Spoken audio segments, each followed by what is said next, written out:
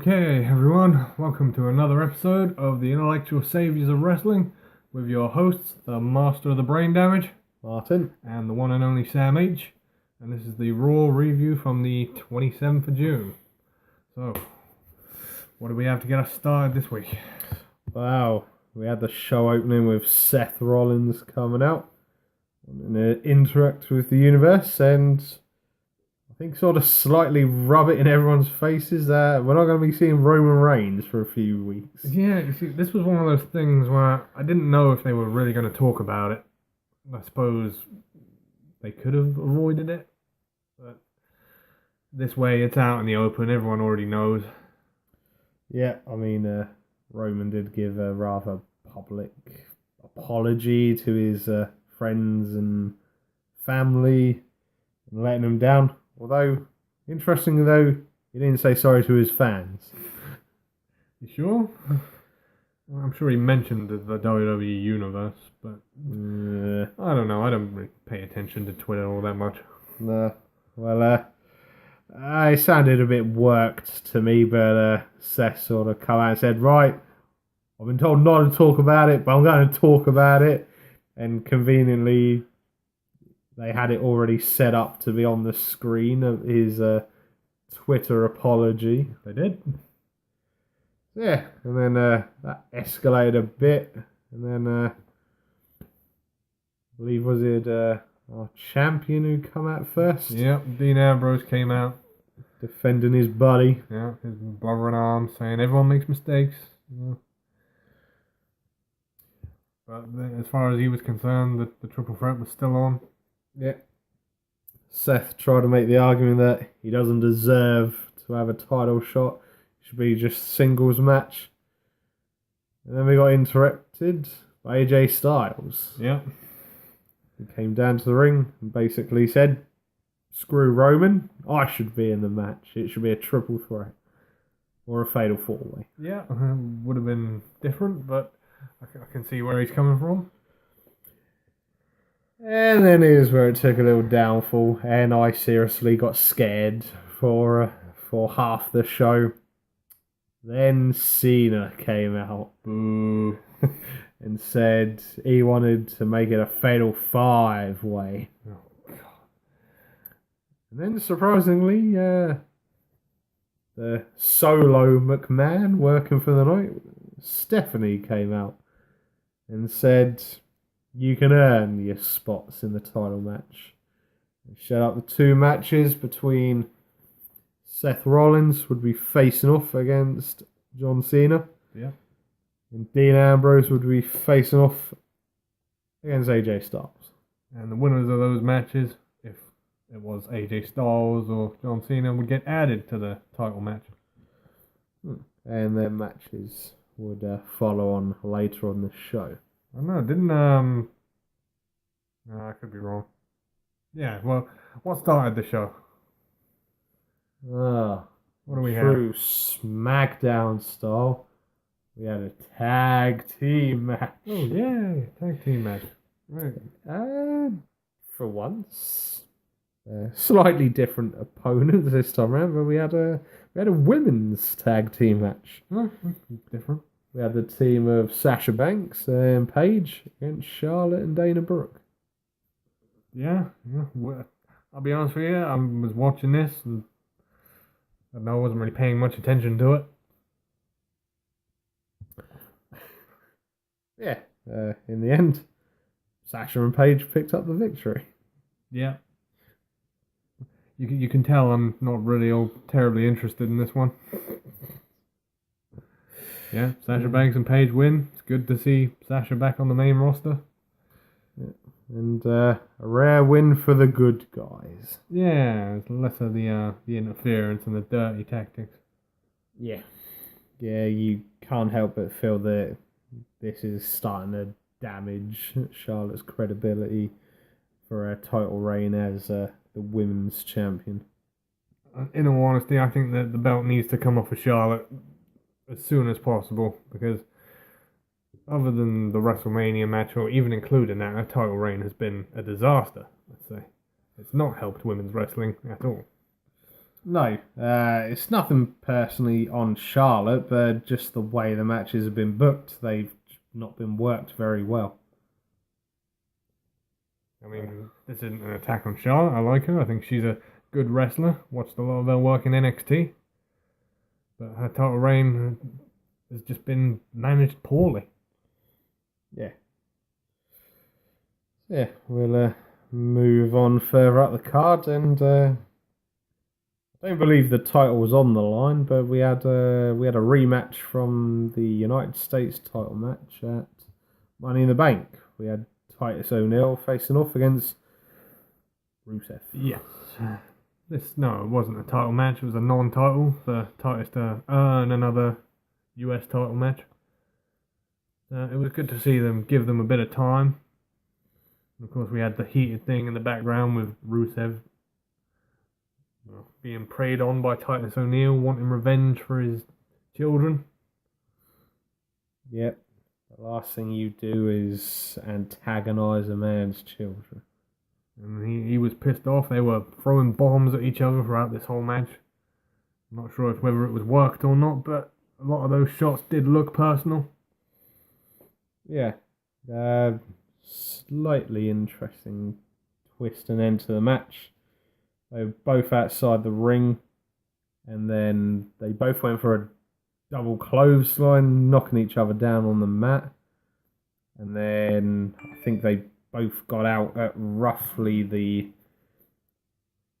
8 count, I think it might have been. And then Titus quickly grabbed Rusev and chucked him into the bell ring announcer's square, shall we call it? Yeah. And then he climbed in the ring and seemed pretty happy to pick up the count-out victory. Yeah, win's a win. Puts him back in line for another title match, maybe.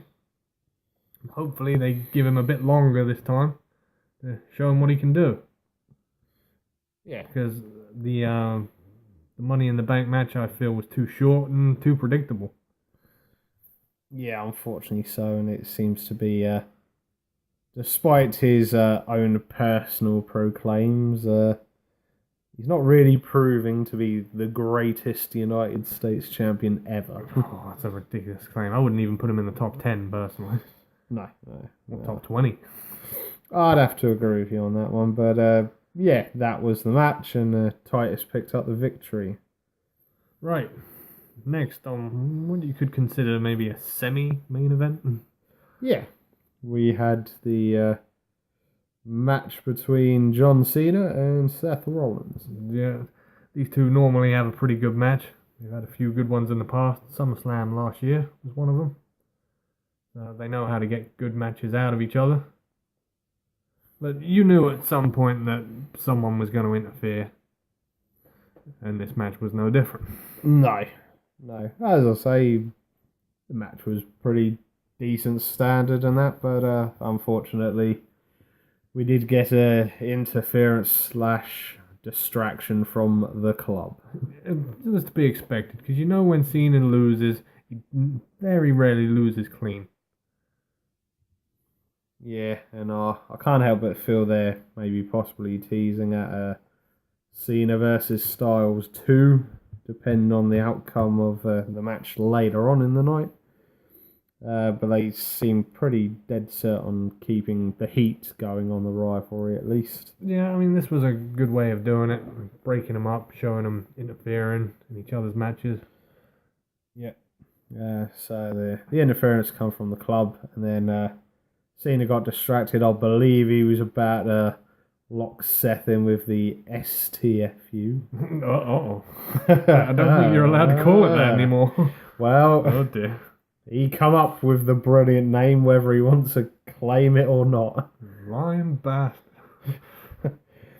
Yeah, and then the distraction come along, and then when Cena turned back around, he got faced with a pedigree. Yeah, movie learnt from Triple H, I do believe. Yes, because we're supposedly not allowed to know of his original finisher. Oh, that was terrible. I like the curb stomp. It was a great move, and an original one that we've never seen before, I don't think. No one's done that. And, well, a different one with more more of a stomp of the head to the match. Yeah. I think there were a few wrestlers that took it quite well. I mean, Lesnar properly took it. Yeah. Then again, when it comes to Lesnar, you just get that authentic, everything is real feel from him whenever he's involved in a match. Yeah, he doesn't hold back, which I like about Brock. He doesn't care who he offends or who he pisses off. He's just going to do what he wants. Yeah. And to be fair, so he should. Like that time he busted Cena in the mouth and bloodied him. Ooh. If the fans are not aware, this is a real life thing. Brock legitimately hates John Cena. So when they have a match, he does his utmost to try hurting the man. Yeah. Shall we say the authenticity of them making it look as if they're hitting one another. In this case, they are literally hitting one another. Yep. Just look at previous examples and see Cena bleed, and then you'll know he's been hit for real. So yeah. So in the end, Seth Rollins picked up the victory. So that means no title match at Battleground for John Cena. Good. That's that piece of trash out the way. Let's move on to the next match. Ah, awesome. I like these two. Tag team match time. Yep. And it was the charismatic and very, very vocal team of Enzo and Big Cass. Yeah, against a couple of jobbers. What are they called? We've been informed that they fought Carlos Cottery and Mitch Walden. Jobbers. Yeah, a couple of local wrestlers, we would imagine. That trying to sell Enzo and Cass short. The match didn't last very long. No. I think we had a total of about 5 moves in total used. One of them got knocked out straight away with a big boot from Cass. Oh man, I went and watched that back like 3 times because just the sound of it knocked him out completely. It was hilarious. But no, I'm not sure what the purpose was of the match. I mean, we know Enzo and Cass are a decent team. And maybe other tag teams are unavailable and they just needed to make them win a match. Yeah. But this was a fun little distraction. Yeah, that's it. So leading up to the next match, we had it set up backstage somewhat. We had The Miz, our Intercontinental Champion, returning from filming the Marine 5. Bargain bin. And he got greeted by Stephanie, and then they had a few words crossed backwards and forwards. Then it got interjected by Kane. Corporate Kane back in the building. Yeah, and he kindly informed us of a rule that they've nearly neglected to inform the public of, as they have stripped champions in before of it. Yes. The Miz must defend his Intercontinental title within a 30-day limit, otherwise he runs the risk of being stripped of the title. Yeah. So Stephanie quickly sorted out a match, but she didn't reveal who his opponent was. No, I mean, I like this. I mean, I like continuity in wrestling, and them saying this rule, we brought that back. Because, like I say, it was only last year Daniel Bryan got stripped of a title for a similar ruling. Yeah, and why should any wrestler be excused from this? It was the same belt as well. It was. You're very right there. So, no, the match went out. We didn't really know who was going to be the Miz's opponent. And then we heard the bang, and then the flames appeared on the screen. Yeah. And it was none other than Demon Kane. Yeah, the Demon Kane. I quite like this development of Kane. I mean, I know he's been getting boring for the last 6 years or so. But the whole corporate thing on one side and then turns into the demon thing on the other, I quite like that. Yeah, and they're still trying to obviously play on the whole, they're two completely separate people. They're not the same person, which has its own little comical value for us because we all know they're the same people. Yeah, even he knows. Even Stephanie and Shane know they're the same person. But yeah, shall we say the match started off well, but then we had some pretty goddamn appalling acting from Maurice. Yeah. She rather poorly faked a fall off of the ring apron, and she twisted her ankle, and her aiding husband come to her rescue and carried her backstage and basically said, "Oh, I'm done with this, I don't care, or I'll get counted out." Yeah, this is another one of those crappy endings, which I'm not really a fan of. I mean, the count-out victory does nothing for Kane, and to be honest, The Miz already looks like a pretty poor Intercontinental Champion. So you're not making him look much better by saying, haha, yeah, I cheated, woo! Yeah, and to be fair as well, after his last title defense, it was just a pretty poor way to go. I mean, that fatal four-way Money in the Bank was just insane. It was. But you could argue that the caliber of person he was fighting in that match, three guys who can raise another guy to a decent level. Yeah, that is true. So yeah, that was how that one ended. And then, to the joy of all you SmackDown fans, we had another tag team match. Teddy Long doing his thing. I think we can both safely say very makeshift teams, just basically singles collaborations of heel and face wrestlers. Yeah, another good guys versus bad guys. But I liked the dynamic of this because you had the former League of Nations members and you wondered if they were going to get along. Yeah, you had Cesaro teaming up with Apollo Crews against Sheamus and Alberto Del Rio. Yeah, the former League of Nations members. And it turns out they really didn't get along. No, I'd say the match was a decent standard of that, backwards and forwards, but in the end, in very predictable circumstances, Sheamus and Del Rio didn't get on at all. Sheamus got like a cheap tagging himself in. Yeah. And then later on, Del Rio had enough of it, slapped him across the face, and then gave him an enziguri for good measures, and then walked off. Yeah, I was like, oh my god, he's done it. He's kicked his own partner. It was coming. You knew it was coming. Yeah, and then a poor, shaken up Sheamus awoke, got back in the ring, and he got greeted by Apollo Crews, who done his swinging pull down powerbomb. I don't really think it has a name yet, but yeah. Yeah. Sort of like a tossing down powerbomb. Yeah. But yeah, it's a good move, and they picked up the win. Good to see him giving the young talent a chance. Yeah, and keeping the Cesaro section happy at the same time. Yep, Cesaro in his stripper suit.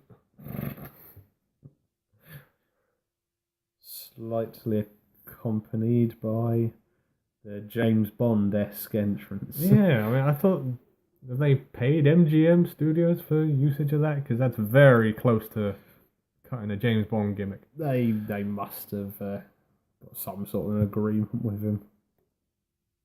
But no, on to the main event, which was Dean Ambrose versus AJ Styles. With if Styles wins, he goes to the title match at Battleground.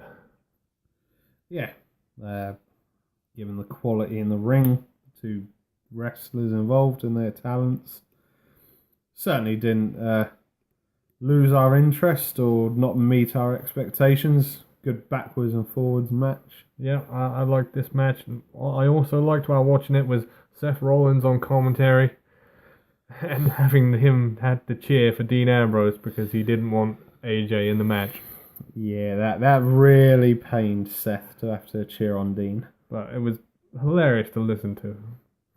Yeah, again, another wrestler who could find his way in the company after he hangs up the boots, but hopefully that's not going to be for a long time. No, he's a very young man. He's only got he's either got another 10 years at the top. Yeah. I mean, I think he's only 29 now, same as us. Yeah, geez. So yeah, can't quite remember with this one. Did we have an interference? Yes, Cena predictably came out to try and get revenge for Styles costing him his match earlier. He came out, gave a few shots to the club, and this distracted AJ, who walked back into a roll-up and then the dirty deeds. Yep, and then that's all she wrote. I have to say though, I'm liking how they're improvising on Dean setting them up for the dirty deeds with the roll-up. Yeah. And then they just roll straight into the move. Yeah, I like the fact that they're making new situations where he can hit the move from. Do you remember that the Dirty Deeds wasn't always that DDT? Back when, I don't know, when the Shield were first getting together, or the first couple of months, Dean used a front forward headlock as the Dirty Deeds before it changed to the DDT. I do vaguely remember it. But yeah, I mean, and then after the match ended, we had a bit of a beat down. Seth came into the ring, pedigreed Ambrose. Yeah, said this was my title. Yeah, and then up on the Titantron we had the club beating up John Cena and then overlooking their beaten adversary. Yeah, Cena took the double team, the Magic Killer. Oh my god. Sounds like. Oh dear! I just thought it sounds like something they'd name Eugene's finisher as. Yeah. For anyone who's been watching it back when Eugene was wrestling, you will see the hugely comical side of that. Oh man. I mean, they brought him in as like a dominant tag team from New Japan, and they give him a finisher called the Magic Killer. Really? Oh. Could you not have called it like the Deathly Cutter or something like? Yeah, something a bit edgier, shall we say? I swear to God. Ugh, I hope the Bullet Club carries guns. I think I'm going to need one. So, we got any more? Is that it?